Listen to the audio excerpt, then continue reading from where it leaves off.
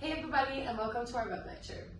The case we have decided to study from a cultural communication standpoint is an episode from The Unbreakable Kimmy Schmidt. This TV show is about Kimmy, who for the last 15 years has been captivated in a bunker in a doomsday cult, but she has now been released. We as viewers get to follow along Kimmy as she navigates a new life in a new culture that is very different from the culture and the cult she was in before. In our presentation, we will discuss culture and communication in the lens of cross and intercultural communication, high and low context, and collectivism versus individualism. Culture is a form of structure that focuses on large-scale differences in values, beliefs, and ideas. As shown here are the definitions of cross-cultural communication and intercultural communication. Would you like a water? Yes.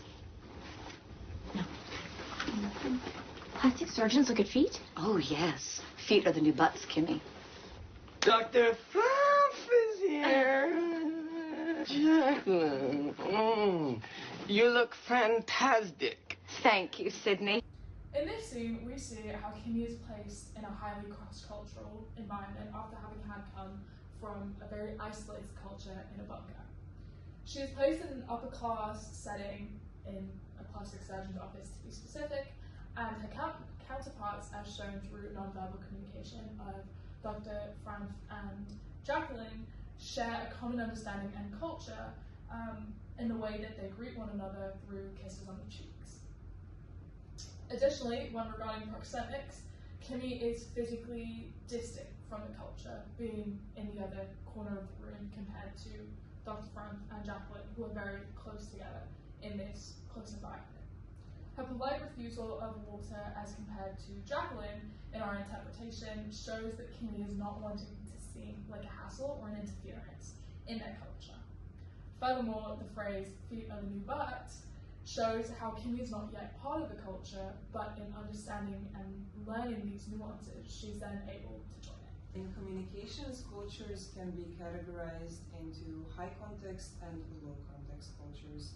High context cultures rely heavily on the nature of the relationship that we have with the person that we're communicating with most things being left to be understood through subtle clues like their status, their background, the influence they have in society.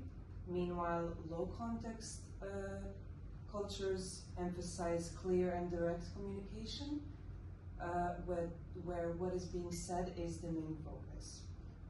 Furthermore, explicit and logical details are crucial for understanding in such low context cultures. Wait, the sign says Dr. Grant. Yes, but Sid pronounces it Franf. These people are already pretty. Why are they even here? Look at her hands.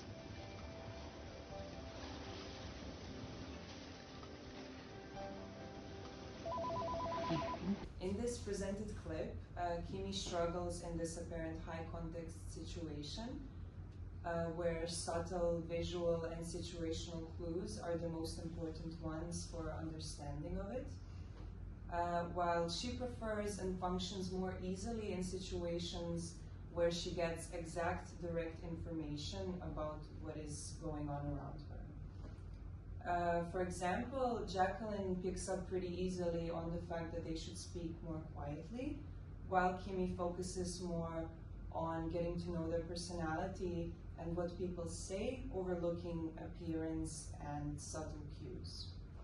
Next, we're going to talk about collectivistic and individualistic culture. To put it simply, it's basically the two opposites. Logically, the individualistic culture is more focused on individuals' goals and achievements, not paying much attention to the community as a whole, while on the other hand, collectivist culture is more focused on expanding the group benefit rather than focusing on individual success. Now, let's watch a clip from the show. I don't know what to do, Kimmy. Julian left Tokyo for Beijing. He won't take my calls. If you think your husband's cheating on you, you have to confront him. I have to go to China. Yes, you can do this. How Matilda recently explained, Kimmy comes from a cult but strongly represents the collectivistic culture. Kimmy is always eager to help everyone, not pay much attention to herself. While in this scene, she also tried to help Jacqueline, and Jacqueline felt like a main character and immediately acted on Kimmy's advice while not paying much attention to what was going on with Kimmy and why was she acting that way. So that would suggest that she's more individualistic. We hope to have provided you some insight in how culture and communication works in Kimmy's life. And as a little reminder, we have spoken about cross and intercultural communication, high and low context, and collectivism versus individualism. And we hope you have listened well, because now your attentiveness will be put to a test.